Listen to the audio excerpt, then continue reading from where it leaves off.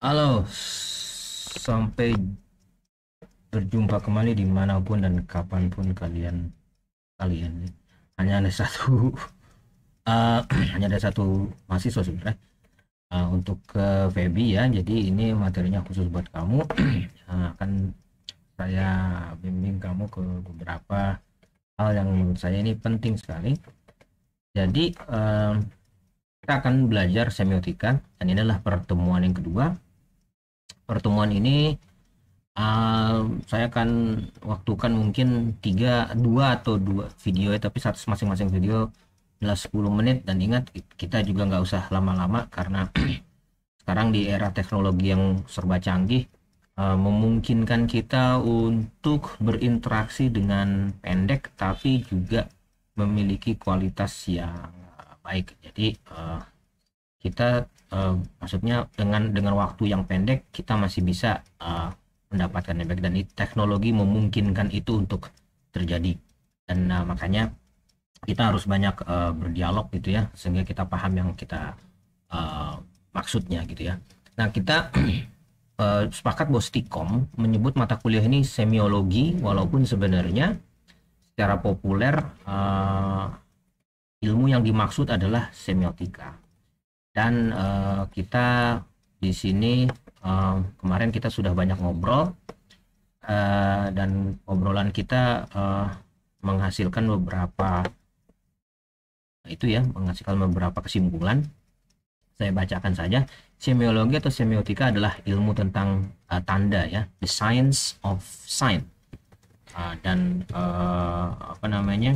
Di situ kita tahu bahwa perbedaannya semiotika dan semiologi adalah, kalau semiologi itu oleh seorang bernama Ferdinand de Saussure, dan semiotika adalah nama yang ditemukan oleh Charles Sanders Peirce. Walaupun mereka berdua terpisah gitu ya, mereka merujuk kepada satu ilmu, karena semuanya berawal di Yunani. Tapi itu nanti akan saya jelaskan di pertemuan selanjutnya.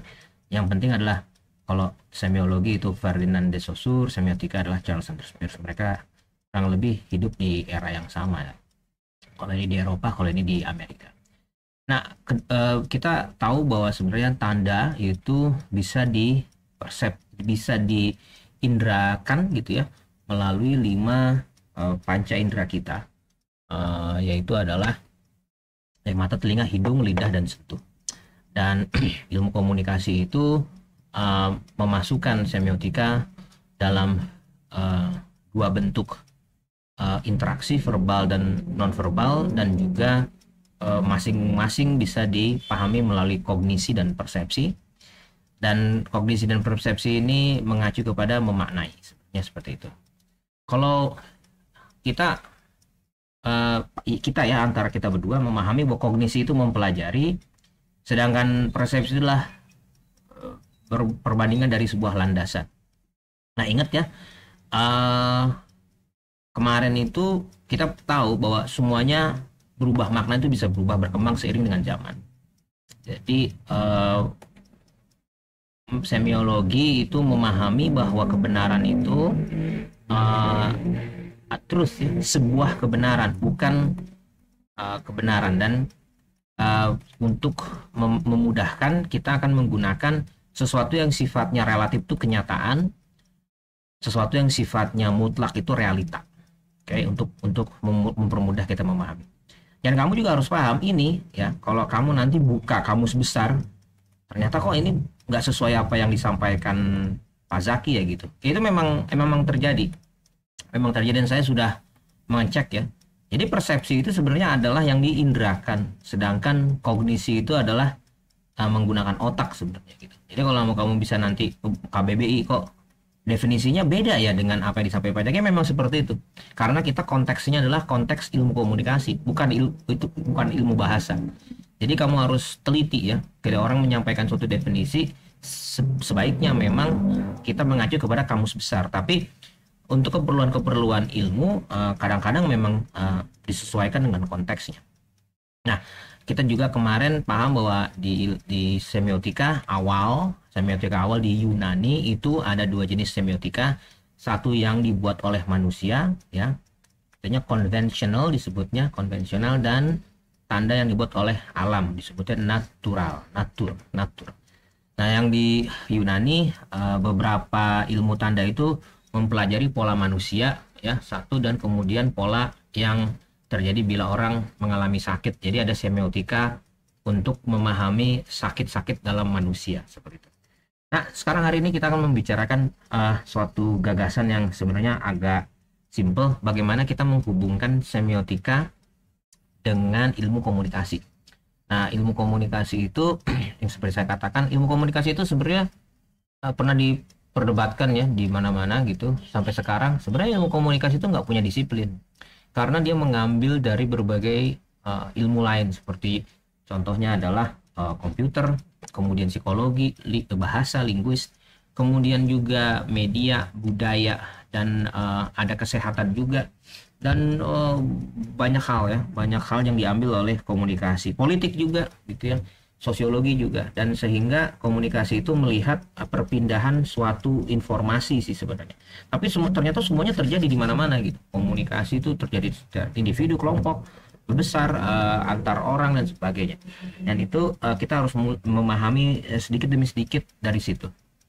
Dan karena ilmu komunikasi nggak punya disiplin, dan demikian itu istilah ya, ilmu komunikasi nggak punya disiplin itu karena dia kerjaannya cuma nyolong-nyolong aja gitu. Tapi sebenarnya ilmu komunikasi punya disiplin, yaitu adalah masalah perpindahan nilai.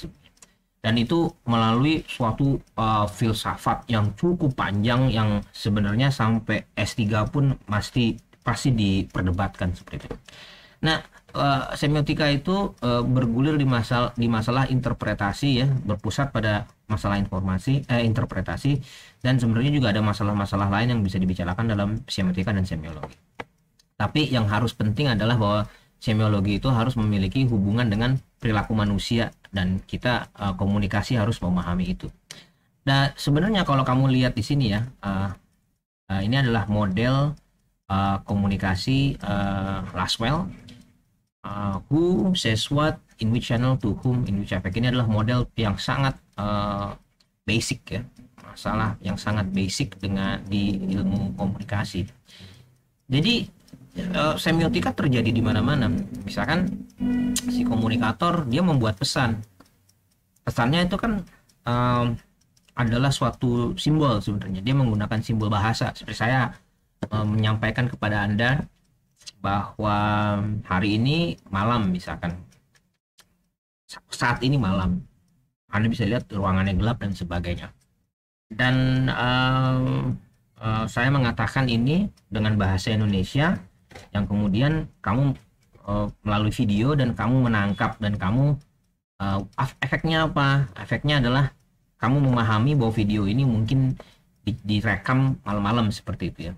Nah, ini walaupun saya sebenarnya menyampaikan kamu suatu materi semiotika, hal-hal yang kamu lihat di sini gitu ya, di cahaya ini tidak menampik kamu menebak-nebak sebenarnya Pak Zaki rekamnya di mana dan sebagainya, dan kenapa malam juga gitu ya. Itu tapi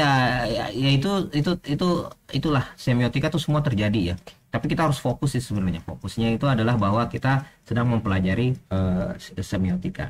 Dan walaupun saya masih belajar ya, artinya saya juga nggak tahu kebenaran yang mutlak itu seperti apa. Dan seperti saya sampaikan bahwa itu banyak aja pendapat orang tentang sesuatu yang berbeda-beda. Dan saya punya suatu filsafat yang melalui proses panjang.